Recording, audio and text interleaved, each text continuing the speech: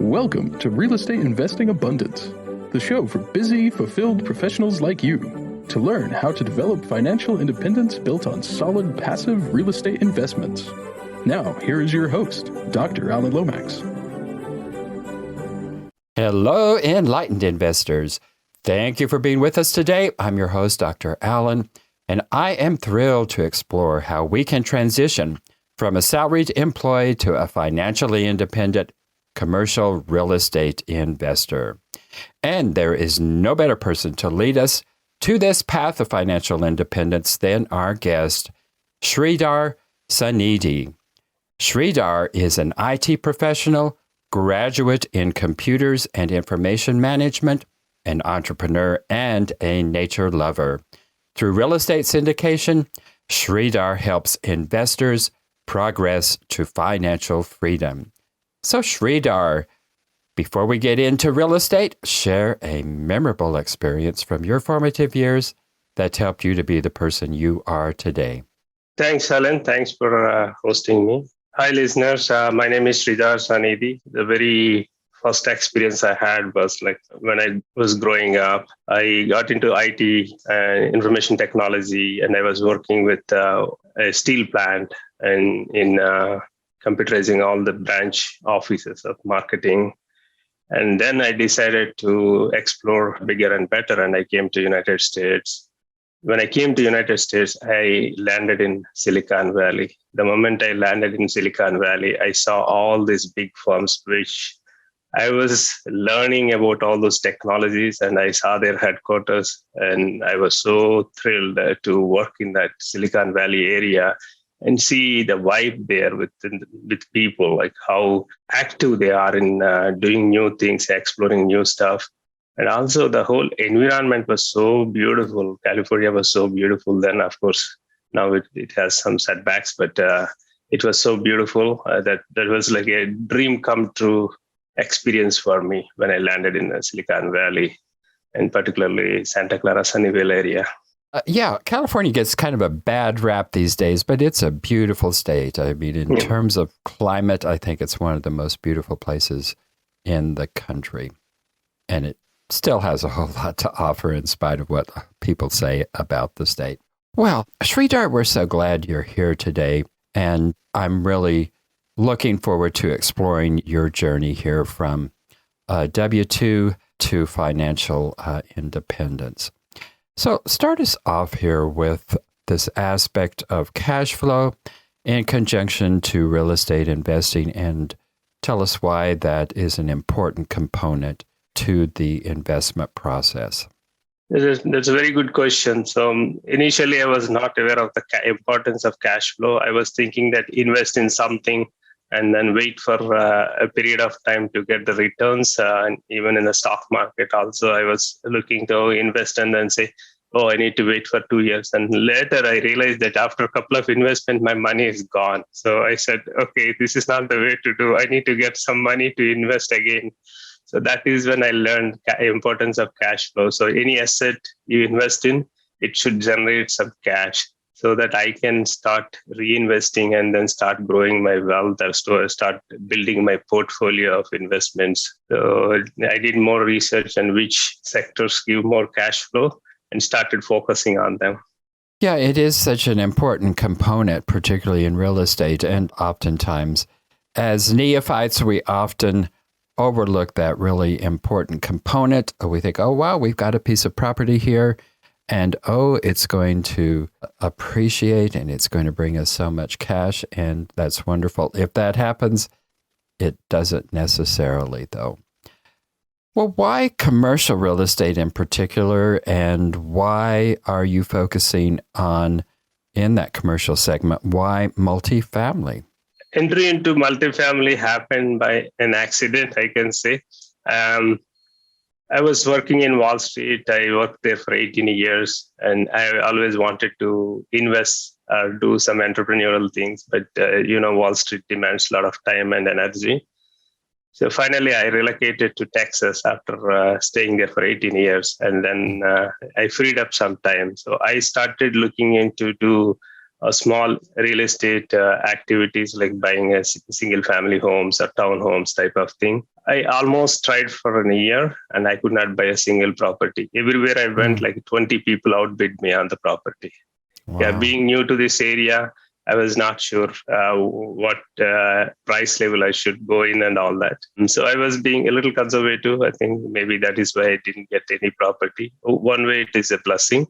So then I started exploring. If there are so many people challenging me in this market, what should I do so that I will have a little bit less competition, yet a better success rate? So I started looking into motels, hotels, retail space, etc.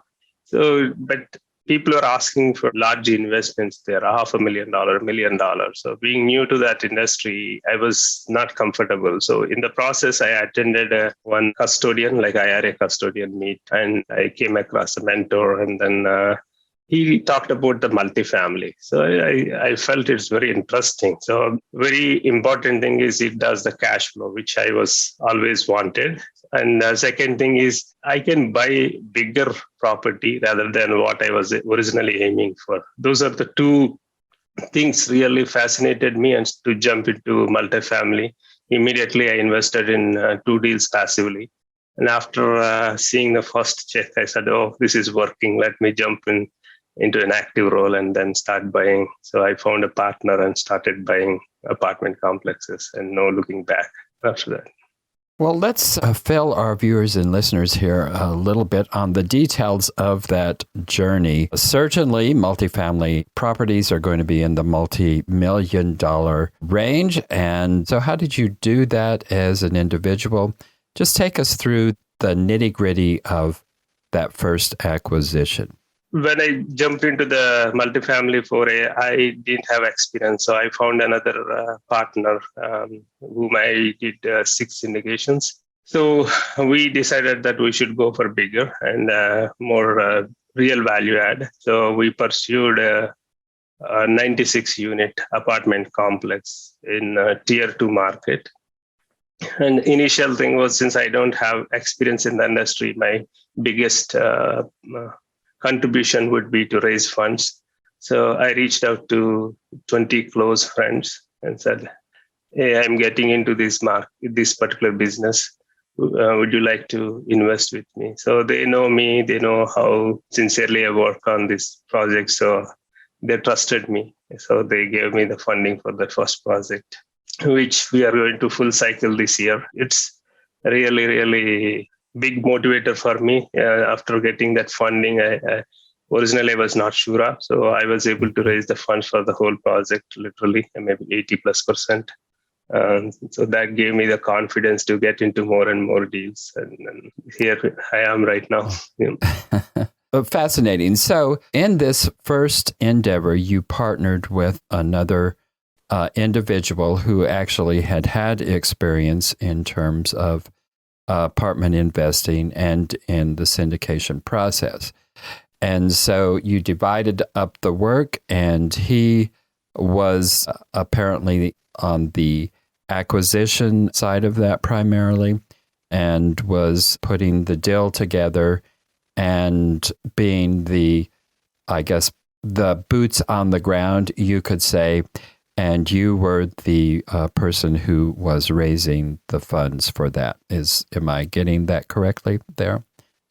Yeah, up to that acquisition part is correct. After that, I wanted to learn the business and I wanted to learn what challenges it poses. So I continuously go there and I continuously monitor the activities of the asset management and property management to that property. So I go frequently and see what can I contribute in the whole deal, even though I was instrumental in raising the funds, but I'm very involved in the whole cycle. We'll be right back after a brief announcement. Are you a busy professional, passionate about the work of your calling, yet realize that even though you love what you are doing, you're exchanging your time for money? You know that if you were to lose the ability to exchange time for money, your financial well-being will be in jeopardy. If you can relate, I have great news. Steed Tucker Capital is an investment company designed for professionals to develop financial independence built on solid, passive real estate investments. Remove the anxiety of an uncertain financial future and go to steedtucker.com. Get your free one-page 10-step guide to passive real estate investing. Okay. So you took it as an opportunity to not only get into the investment, but you have remained an active investor so that you could learn on the job and be able to actually go through the entire process on your own if you had to do that. Okay, so that helps us to understand the situation here and how it all began there. And so since that time, that was your first acquisition, and you have gone full cycle with that acquisition, and you have turned, and you have, I think you said 5 other complexes that you have invested in, something like that? No, with that partner, I did 5 other syndications, but I completed 8 other syndications after that. Other syndications. Okay. So you are in the full swing of it now, and quite a journey from being a neophyte investor to having invested in 8 different complexes. So you have a lot to share with us. Well, share with us a little bit about how leverage helps to accelerate wealth growth. Sure. So my original thought process of going to single family would have allowed me to buy maybe at the most 10 units. After that, I think getting a loan would be a real challenge unless I pay the units again and then recycle the money into the next one. Here, there is no such restriction. So the leverage is always there, like 80% or 75% of the money comes from either a bank or agency. When I say agency, Fannie Mae, Freddie Mac, corporations. So we can get a loan, and then we can continue the process. There is no restriction on number of loans we can take. So also the amount of loan also is not a big challenge because the asset is collateral. We go for non-recourse loans. Non-recourse means there is no personal liability mostly. It is all the asset is the collateral for those type of loans. So that allowed me to grow faster. So in 8 syndications together, roughly, I'm in 2,300 plus units as a general partner, and then 200 units as a construction deal I'm closing. So with that, it will be around 2,500 plus units as a general partner, and still acquiring assets at a faster pace. So COVID kind of impacted a little bit. So we were able to close only one deal that year, but we still closed one deal. After that, I started ramping up acquisitions again. So in a nutshell, the leverage really helped me to scale up my business, scale up my activities, and go for a bigger and better opportunities. Are most of your acquisitions in the Texas area, or? Most of them are in Texas. One is in Tennessee. So I'm slowly leaping into other areas. So slowly want to see other Sunbelt state opportunities, learning other markets. Yeah. Eventually, I want to be in all Sunbelt states. Oh, that's some interesting trajectory there. And what has this been? 5 years, 6 years? Is this what we're talking about from the first 4 acquisition? years. 4 years. Okay. Amazing work there. Well, you focus on multifamily. There are certainly other assets out there that a lot of investors are interested in, from mobile home parks to storage units to office space, so on and so forth. But you focus on multifamily. Why is that? It's just a necessity segment, right? So when people need it, they will buy it irrespective of a market condition, whether it is in a depression or whether it is in a real rally. It doesn't matter. So people need a place to stay. So that's why that segment has a strong potential to grow continuously. Population is growing, and the number of apartment complexes that are built are growing, but sometimes it's not catching up with the demand. And also, there is so much immigration going on. So if we consider all that, the demand is going to stay there for a while. And also the new generation population, right? The youngsters, mostly they're preferring to stay in apartments and explore different cities, travel to different areas, and then experience different lifestyles, right? Mm-hmm. So considering that, I think this segment is going to do well. So that's why I focused on multifamily. I explored storage also. One day I will get into storage business too. But as of now, I Mm-hmm. want to grow in this business substantially, and then slowly jump into other segments. Yeah, it sounds like a reasonable strategy, one that you can do at your own pace and without tremendous risk to your investment portfolio. Yeah. Stepping from one spot where you're very comfortable into another segment can be challenging, but if you do it incrementally, like you're planning to do, it makes for good advice there. So, what kind of educational requirements are there, and what do you as an investor need to know before stepping into your first commercial multifamily real estate investment? A lot of people say that you don't need any experience to get into the business, but I don't agree 100%. Definitely some education in the area will definitely help on skills like working with Excel or Google Sheets, right? Playing with the numbers and see how the things work, right? Mm-hmm. That is very, very important in the business. Yes, of course, you can hire somebody to look all that, but when you want to take the decisions, quick decisions, right? Knowledge about all this is really good. And also project management. You don't need to be an expert or you don't need to be very certified in the project management, but you should know how to prioritize your tasks and how to address certain issues. That is also a very good skill to have to start with.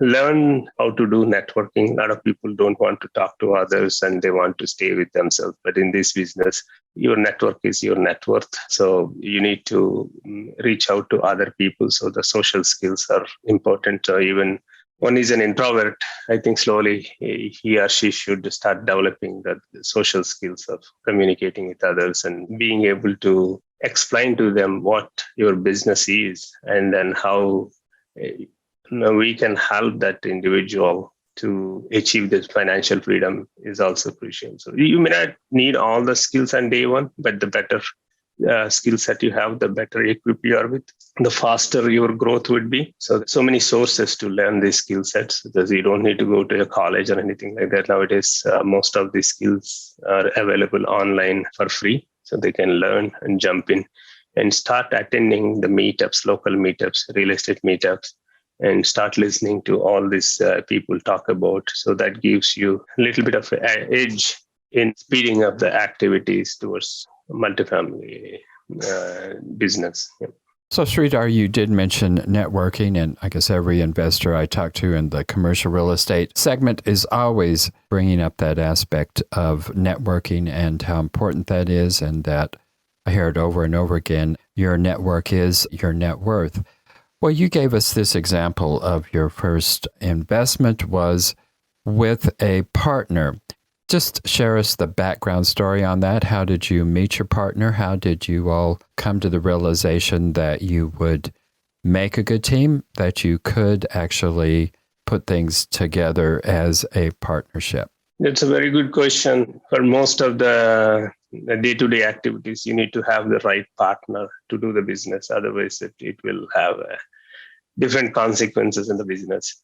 In our case, we both attended that event, that custodian IRA event. So we sat next to each other and we were talking, and then we kind of felt the same type of feeling towards multifamily. So he was also fascinated. By then, he already did a few deals, but he was doing smaller, like 30 units, 40 units like that. I challenged him, why do you need to do 30? If this is true, why can't we go bigger and do faster, bigger and faster? So he kind of liked that idea. Then I said, when you want to do bigger and faster, obviously, since you are doing solo, you are only doing 40, 30 units. Let's team up together and then go for big. Then immediately we looked at 96. After that, the next deal is 200 units. After that, again 200, then 400, 400 like that. So from 96, within a year or year and a half, we started acquiring 400 plus units. No hesitation, and I would say, like we could scale up. Now he got a bigger confidence. Now he's going solo, and then he started doing like 1,000 units on his own. So, and now I'm still continuing at 400 level, but very soon I would also want to go at that level, 1,000 unit acquisition. That's very interesting. How just incidentally, you just happened to meet at an event, you just happened to sit next to one another, and from that very informal connection grew a very profitable relationship that has been beneficial to both of you, and you both had something to give to that relationship. He'd had a little bit of multifamily experience, but he didn't have the big vision to take his knowledge and skills to that next level, and it took your vision to actually bring that partnership together, to actually bring down those bigger and more productive deals. Interesting story there, Sridhar. So Sridhar, tell our viewers and listeners how they can get in touch with you. You certainly have some very good things to offer. So how can we get in touch with you? Yeah, definitely they can get onto my website. That is easiest nowadays, right? First thing people search is the website. My website is www.growwealth2retire.com. growwealth2retire.com. That's my website. They can reach out to me via email. My first name, Sridhar, at growwealth2retire.com. Well, excellent. Well, Sridhar, just one last question here, and that is, share with us one of your most difficult setbacks in life, and how'd you come through that time, and what was the major lesson you learned from that experience? Yeah, in the corporate world, the most common thing is we look for the growth and look for promotions and all that, right? So I worked really hard. I put like 18 hours, 16 hours a day type work activity. But end of the day, I didn't get promoted because they have some obligation to give promotion to a certain segment. So the other gentleman got the promotion. That really pissed me off. So then I quit the company immediately. And then I started thinking, do I need to work like this? So if I continue this, everywhere I go, I will have the same challenge. I do put my effort, but when it comes to promotion, something will push me back. Yeah, promotions are in somebody else's hands, always. Yeah. Always. So that was a setback in the sense like I worked hard but didn't get it. So I took it as a challenge. Then I left that organization, joined a different organization, and then from there started thinking about different business opportunity because at the same time I need to pay the bills. So I continued in the corporate world like that and started working on a couple of ventures. And then those ventures were really good ideas.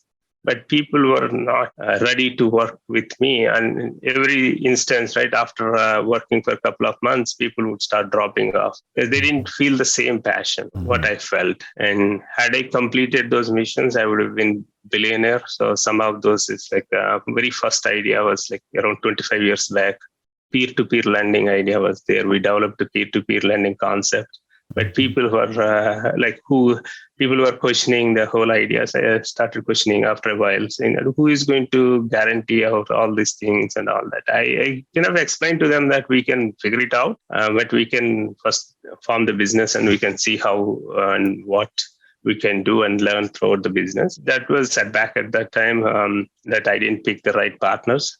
But today, it's a multi-billion-dollar business. Like that, I lost 3-4 big ideas. And all those ideas really, really making billions of dollars to the entrepreneurs. So lessons learned, like that I need to pick the right partner when I have the new idea. So this multifamily is my launchpad to grow wealth. And then eventually I want to pursue some of those passions that I still want to be a big entrepreneur and then go big on some of those ideas. You know, that's, I think, a lot of visionaries like yourself. Those are hard lessons to learn because visionaries can see so clearly what is out there and what is possible. But, you know, visionaries are such a small group of people, and finding those people to help execute it is always a challenge for visionaries. But you're going to get there and you're on that right track. So that's exciting to hear those things. Well, it has been very interesting, Sridhar, visiting with you today. and we're going to have to stay in touch. I want to watch those visionary ideas of yours come to fruition. So thanks for being with us today, and thanks for being a part of our show. Thanks, Alan, for hosting me. It was a real pleasure talking to you and talking to your listeners. Thank you for tuning in to Real Estate Investing Abundance, brought to you by Steve Talker Capital, a company working for passionate professionals like you to develop financial independence built on solid, passive real estate investments. As part of our efforts to make the world a better place, Steve Talker Capital contributes to activities and organizations committed to better understand the equine. These endeavors attempt to enhance the human treatment of horses worldwide. Steve Talker Capital, working for a world where all creatures, great and small, flourish abundantly. For resources to develop your financial independence, connect with us at stevetalker.com.